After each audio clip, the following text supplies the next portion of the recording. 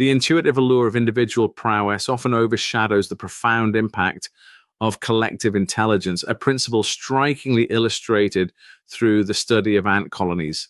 This video delves into Michael Maubussin's thoughts on the operational dynamics of ant colonies and their relevance to the investing world, providing valuable insights for investment analysts.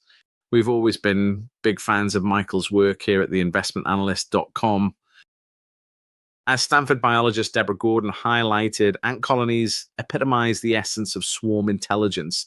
An individual ant may seem inept when observed in isolation, but the colony displays remarkable efficiency and adaptability. This paradox underscores a fundamental principle. A system's collective behavior can significantly surpass its members' capabilities. In the context of investing, this translates into the understanding that markets like ant colonies are complex adaptive systems where the emergent behavior is not merely a sum of individual actions, but a product of intricate interrelations. As Michael points out in his work, 3 misconceptions among executives mirror common fallacies in investment strategies. The first is the extrapolation of individual behavior to explain collective outcomes. This is akin to assuming that an ant's actions can predict the colony's behavior, a perspective that neglects the dynamics of complex systems. In investing, this manifests as an overemphasis on metrics like earnings per share, while overlooking broader market behaviors that drive stock prices, such as cash flow dynamics. Maubussin's critique of the earnings-focused approach underscores the importance of holistic market analysis over narrow financial metrics.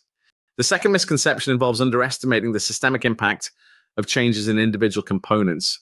The collapse of Lehman Brothers in 2008 serves as a stark reminder of how a single entity's failure can trigger widespread systemic shocks. This event illustrates the intricate web of dependencies within financial markets, emphasizing the need for investors to consider the broader systemic implications of their decisions. The third error is the overvaluation of individual talent without considering the supporting ecosystem. This is evident in hiring star analysts or executives whose performance often plummets upon transitioning to new environments.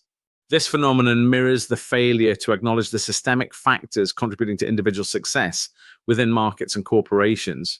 It highlights the risk of overestimating the impact of individual agents without accounting for the complex networks that underlie their performance. Maubussin's insights into the workings of ant colonies and their parallels to investing practices invite a reevaluation of conventional wisdom. The key takeaway for investment analysts is the critical importance of recognizing and understanding the dynamics of complex adaptive systems. By moving beyond the simplistic analysis of individual components and focusing on the interdependencies that drive system-level behavior, investors can better navigate the intricacies of financial markets. In conclusion, the wisdom gleaned from studying ant colonies offers profound lessons for the investing community.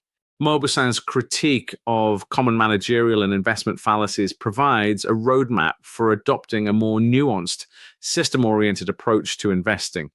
By appreciating the collective intelligence that emerges from the interactions within complex systems, investment analysts can develop more sophisticated strategies that align with the inherently unpredictable nature of financial markets.